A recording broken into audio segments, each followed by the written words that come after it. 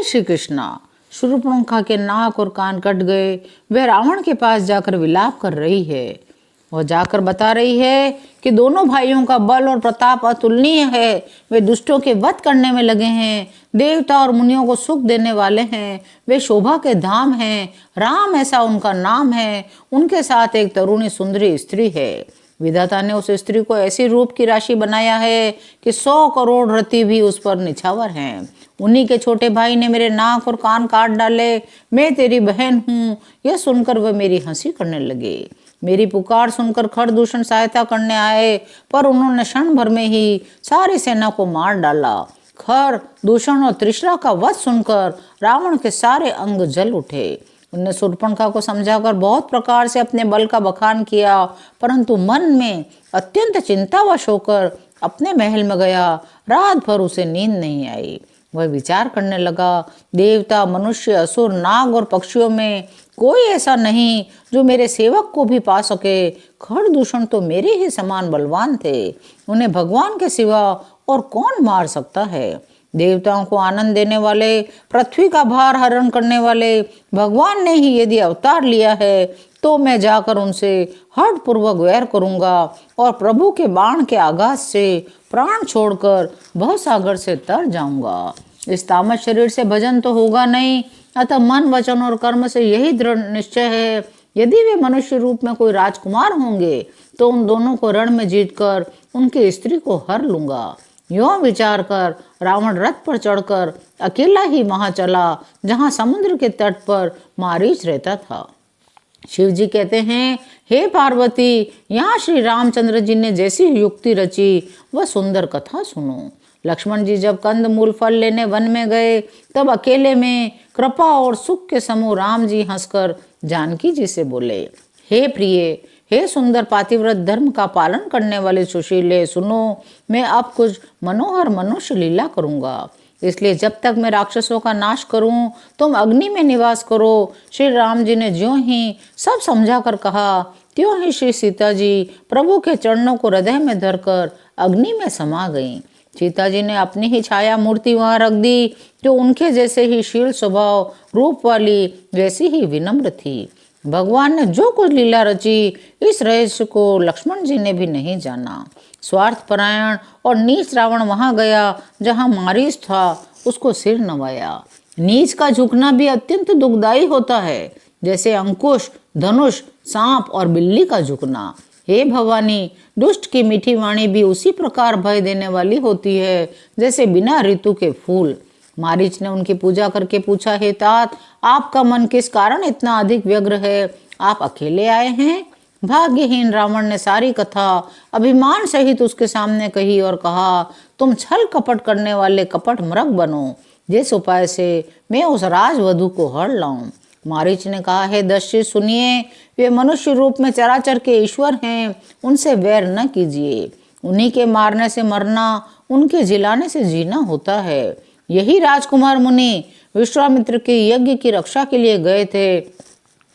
उस समय रघुनाथ जी ने बिना फल का बाण मुझे मारा था, जिससे मैं क्षण भर में 100 योजन पर आ गिरा था। उनसे वैर करने में भलाई नहीं है। मेरी दशा तो भृंगी के कीड़े किसी हो गई है। अब मैं जहाँ जहाँ श्री राम लक्ष्मण दोनों भाइयों को ही देखता हूँ, यदि वे मनुष्य हैं तो भी बड़े शूरवीर हैं, उनसे विरोध करने में सफलता नहीं मिलेगी। जिसने ताड़का और सुबाहु को मारकर शिवजी का धनुष तोड़ दिया, खर, दूषण और त्रिशरा का वध कर डाला, ऐसा प्रचंड बलि भी कहीं मनुष्य हो सकता है? अपने कुल की कुशलता का विचार कर आप घर लौट जाइए। यह सुनकर रावण जल उठा। उसने बहुत से गालियां दी, दुर्वचन कहे, अरे मूर्ख, तू गुरु की तरह मुझे ज्ञान सिखाता है? बता तो, संसार में मेरे समान योद्धा कौन है? मारीच ने हृदय में अनुमान किया, शस्त्रधारी, भेद जानने वाला, समर्थ, स्वामी, मूर्ख, धनवान, वैद्य, भाट, कवि और रसोईया, इन 9 व्यक्तियों से विरोध करने में कल्याण नहीं होता, कुशल नहीं होता। जब मारीच ने दोनों प्रकार से अपना मरण देखा, तो उसने रघुनाथ जी की ही शरण में जाना कि मैं अपना कल्याण समझा। उन्हें उत्तर देते नहीं बना। उसने सोचा, तो मैं रघुनाथ जी के बाण से ही क्यों न मरूं। हृदय में ऐसा समझकर वह रावण के साथ चला। श्री राम जी के चरणों में उसका अखंड प्रेम है। उसके मन में इस बात का अत्यंत हर्ष है, मैं आज अपने परम स्नेही श्री राम जी को देखूंगा। परंतु उसने यह हर्ष रावण को नहीं जनाया। वह सोचने लगा, अपने परम प्रीतम को देखकर नेत्रों को सफल करके सुख पाऊंगा। जानकी जी सहित छोटे भाई लक्ष्मण जी समेत कृपा निधान श्री राम जी के चरणों में मन लगाऊंगा, जिनका क्रोध भी मोक्ष देने वाला है, जिनकी भक्ति उन अवश को भी वश में करने वाली है। वे ही आनंद के समुद्र श्री हरि अपने हाथों से बाण संधान कर मेरा वध करेंगे। धनुष बाण धारण किए मेरे पीछे पीछे पृथ्वी पर दौड़ते हुए प्रभु को मैं फिर फिर कर देखूंगा। मेरे समान धन्य दूसरा कोई नहीं है। जब रावण उस वन में जहाँ रघुनाथ जी रहते थे निकट पहुंचा, तब मारीच कपट मृग बन गया। वह अत्यंत ही विचित्र था, उसका कुछ वर्णन नहीं किया जा सकता। सोने का शरीर मणियों से जड़कर बनाया था। सीता जी ने उन सुंदर परम हिरण को देखा, जिसके अंग अंग की छटा अत्यंत मनोहर थी। वे कहने लगी, हे देव, हे कृपालु रघुवीर, सुनिए, इस मृग की छाल बहुत ही सुंदर है। हे सत्य प्रतिज्ञ प्रभु, इसको मार कर इसका चमड़ा ला दीजिए। मारीच के कपट मृग बनने का सब कारण जानते हुए भी देवताओं का कार्य बनाने के लिए रघुनाथ जी हर्षित होकर उठे। हिरण को देखकर कमर में फेंटा बांधा, हाथ में धनुष लेकर उस पर बाण चढ़ाया। लक्ष्मण जी को समझाकर कहा, भाई, वन में बहुत राक्षस फिरते हैं, तुम बुद्धि और विवेक के द्वारा बल और समय का विचार करके सीता की रखवाली करना। प्रभु को देखकर मृग भाग चला। रघुनाथ जी धनुष चढ़ाकर उसके पीछे दौड़े।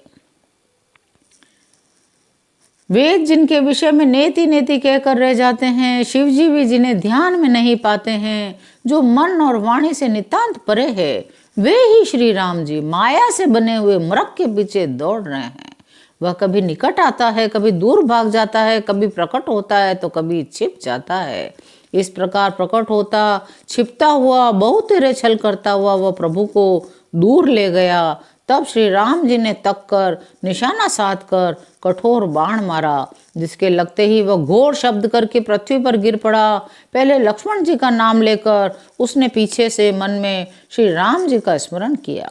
प्राण त्याग करते समय उसने अपना राक्षसी शरीर प्रकट किया, प्रेम सहित श्री राम जी का स्मरण किया।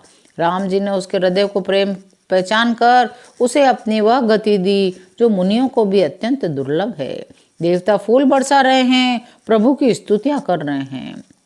दुष्ट मारीच को मारकर रघुवीर तुरंत लौट पड़े, हाथ में धनुष, कमर में तरकस शोभा दे रहा है। इधर जब सीता जी ने दुख भरी वाणी में मरते समय मारीच ने हा लक्ष्मण की आवाज सुनी, तो वे बहुत ही भयभीत होकर लक्ष्मण से कहने लगी, तुम शीघ्र जाओ, तुम्हारे भाई बड़े संकट में हैं। लक्ष्मण ने हंसकर कहा, माता सुनो, जिनके भुओं के इशारे से मात्र से ही सारे सृष्टि में प्रलय हो जाता है, वे श्री राम जी क्या कभी स्वप्न में भी संकट में पड़ सकते हैं? इस पर सीता जी ने कुछ हृदय में चुभने वाले वचन कहे। तब भगवान के प्रेरणा से लक्ष्मण जी का मन भी चंचल हो उठा। वे सीता जी को वन और दिशाओं के देवताओं को सौंपकर वहां चले, जहां रावण रूपी चंद्रमा के लिए राहु रूप श्री राम जी थे। रावण सूना मौका देखकर सन्यासी के वेश में सीता जी के समीप आया। वह 10 सिर वाला रावण कुत्ते की तरह इधर उधर ताकता हुआ चोरी के लिए चला। काकभुषुंडी जी कहते हैं, गरुड़ जी इस प्रकार कुमार्ग पर पैर रखते ही शरीर में तेज, बुद्धि एवं बल का लेश भी नहीं रह जाता। रावण ने अनेकों प्रकार की सुहावनी कथाएं रचकर सीता जी को राजनीति, भय और प्रेम दिखलाया। सीता जी ने कहा, गोसाई, तुमने तो दुष्ट की तरह वचन कहे हैं। तब रावण ने उन्हें अपना असली रूप दिखाया। जब नाम सुनाया तो सीता जी भयभीत हो गई। अरे दुष्ट, खड़ा तो रह, प्रभु आ गए हैं। जैसे सिंह की स्त्री को तुच्छ खरगोश चाहे, अरे वैसे ही राक्षस राज तू मेरी चाह करके काल के वश हुआ है। यह सुनते ही रावण को क्रोध आया। मन में उसने सीता जी के चरणों की वंदना करके सुख माना। क्रोध में भरकर रावण ने सीता जी को रथ पर बैठा लिया। बड़ी उतावली के साथ आकाश मार्ग से चला, परंतु डर के मारे रथ भी हाँका नहीं जाता। सीता जी विलाप कर रही हैं, हाँ जगत के अद्वितीय वीर रघुनाथ जी, आपने किस अपराध से मुझ पर दया भुला दी। हे दुखों के हरने वाले, हे शरणागत को सुख देने वाले, हे रघुकुल रूपी कमल के सूर्य, हाँ लक्ष्मण तुम्हारा दोष नहीं है, मैंने क्रोध किया उसका फल पाया। जानकी जी हर तरह से विलाप कर रही हैं। प्रभु की कृपा तो बहुत है, परंतु वे स्नेही प्रभु बहुत दूर रह गए हैं। मेरी ये विपत्ति प्रभु को कौन सुनावे। यज्ञ के अन्न को गधा खाना चाहता है। सीता जी का बाहरी विलाप सुनकर जड़ चेतन सभी जीव दुखी हो गए। गृधराज जटायु ने सीता जी की दुख भरी वाणी सुनकर पहचान लिया, ये रघुकुल तिलक श्री राम जी की पत्नी हैं। उसने देखा नीच राक्षस इनको बुरी तरह लिए जा रहा है, जैसे कपिला गाय म्लेच्छ के पाले पड़ गई हो। आज की कथा यहीं विराम लेती है, शेष अगले अंकों में। जय श्री राम।